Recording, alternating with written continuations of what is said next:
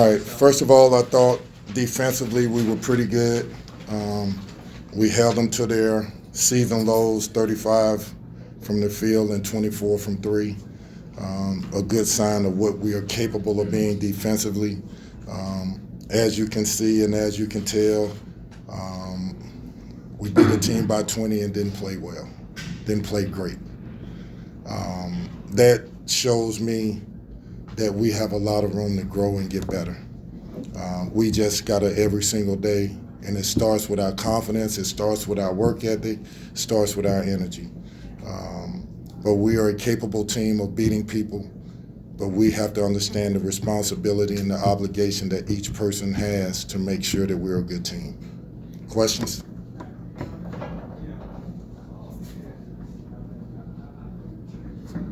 Coach, it seemed like the team early in the game, first half, were hunting a lot of three-point shots, seemingly passing up even some layups on attacks to the basket to shoot the ball. Do you think that was something that you wanted to really work on? Because I see only 6 3-pointers in the second half.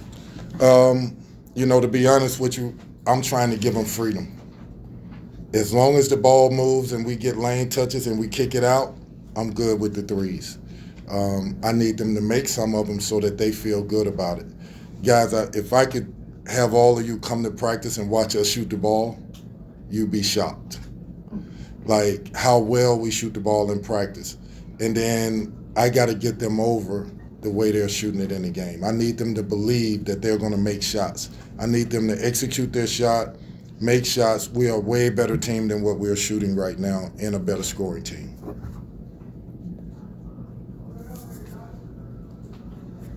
Yeah, can you just wondering why Karan Davis wasn't at tonight's game? Great question. Karan Davis, it was my decision not to have him come today. He is not in any trouble. I will not address it right now because this is about the guys that just played, but he's not in any trouble.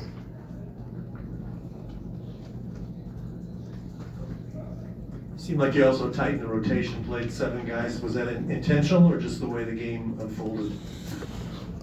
Sort of the way the game unfolded. I love the energy that D'Lo gave us in the first half. I thought he played hard. I thought he was aggressive. Defensively, he was really sound, really good, and he was fighting. I got to play guys that have a sense for what the game is. So, for example, they're small, and they don't have a center. And it's hard for Dennis to play in those games, even though I know I got to get Dennis on the floor more. That's a hard game to play him in when they play so much on the perimeter and just drive the ball. But Trey White, for example, 12 rebounds for him. That's what he is. I just need him to make a couple more shots and to do it within the flow of the offense.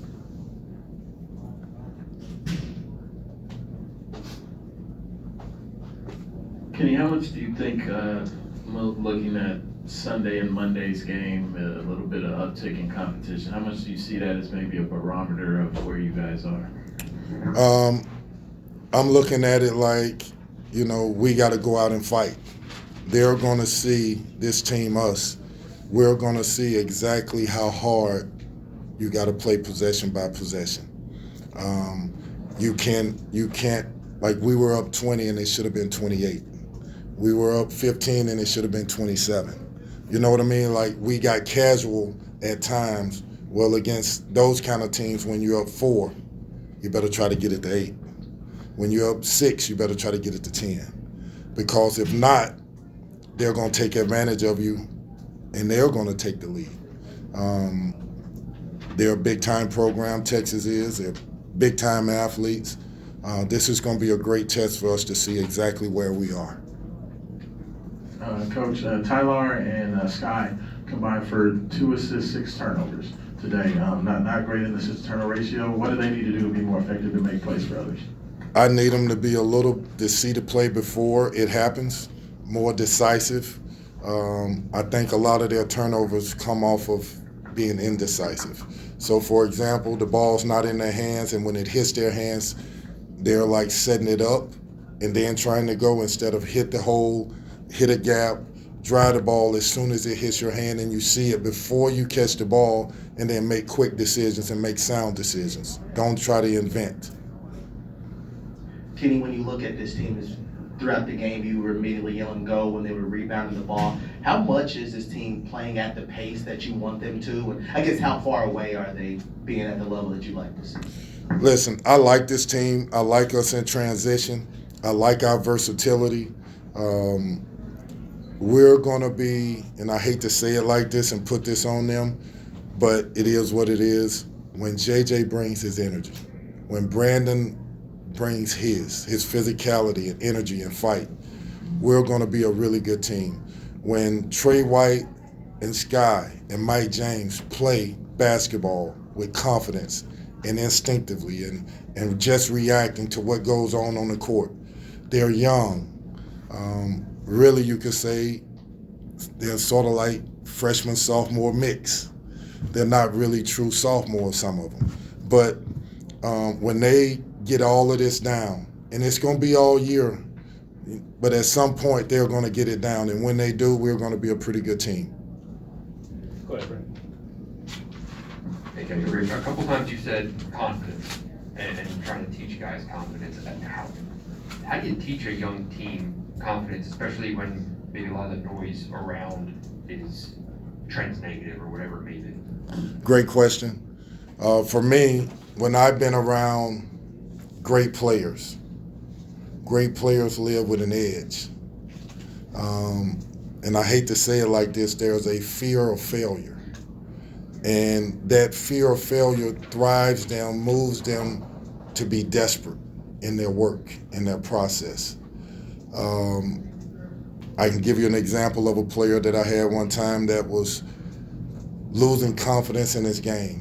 And he says, KP, I need you to help me get through this confidence thing. What do? I put 8 minutes on the clock, and I said for 8 straight minutes you're going baseline to baseline, and I want you to imagine every step you're running with your heart. And every step you're running confidence into your body. You run so hard that when it's over, you know now that you're a different person. It's that kind of focus, that kind of fight for your confidence that you got to have. For example, you look at the greatest shooters to ever play the game. Let's say Steph and Clay. They're shooting the ball so much to where it's second nature. They know it's going in. They're not guessing. Then they have the ability to block out noise, to be singularly focused on what my task is in doing that task. I got to get these guys to understand that I know that you're on the edge. You're feeling the pressure of the weight of the world, which will make you do things and play a way that is not what you really, the way you need to play. So for example, you'll take a guy like Mike or Sky or Trey, and they're playing to put the team on their back instead of trusting the process. I don't need them to try to do it to put the team on their back. I need them to get lost in the game. And by getting lost in the game, their talent, their work, it'll all come out and they'll be good players and our team will get better. Instead of so concerned with what people are saying outside of our circle, if that makes sense to you. You just mentioned blocking out the noise. Do you think your team has been affected by the noise over the last week or two? I think every program in the country that's like a Louisville has young people that are affected by what people are saying about them. This generation of kid, they're into social media. They're into looking on message boards and what people are saying. That's in one respect that's good, in another respect you better have the toughness mentally to be able to handle what people are saying. I've been blessed. I grew up in an era where it meant nothing to me.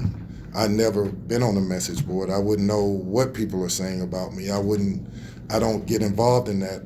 I'm here for those kids. My job is to love them, to every single day come up with a little something that helps them play better, think better, play winning basketball, to take this program and get better. I think we're headed in the right direction. I believe we're headed in the right direction. I know we're headed in the right direction with the type of kids that are in that locker room. It's just the first steps. Kenny, on that same topic of just the outside noise, there were a lot of empty seats in the arena again. Is that concerning to you that fans aren't showing up for this team? And what is your mentality just from that, not seeing it completely full the way it has been in, obviously, the past? I have a player on this team who transferred from another school. That player saw this arena and was taken back. I never played in front of that many people, and there were maybe 8,000, 9,000. So the people that are coming, the people that have came, understand that's not normal to have 8,000, 9,000. That's not Louisville. Ready? When we win, they're gonna come. And then they'll get to see the real Louisville. But we gotta do our part. I embrace that. I know what it is. I know what it's like to play in front of 19,000, 21,000 every game and go on the road and it's full. Everywhere you go, people are trying to beat you and you gotta fight to get those wins. I want them to experience that. But there's a part of this that we have to bring to the table, and that's the winning part. And then people will come on and they'll support us. Any more questions about New York or Texas right now? Yeah, Kenny, this will be your first time playing back-to-back games this season. I'm just wondering, after that experience in Maui last year, how do you get the team ready to just, have back-to-back games? And is this something that you're, as a coach, I'm looking forward to just having that opportunity? I'm looking forward to it. I think we have a golden opportunity to show the world a growth in this program. I'm excited for the young guys to be in a big-time marquee environment, event.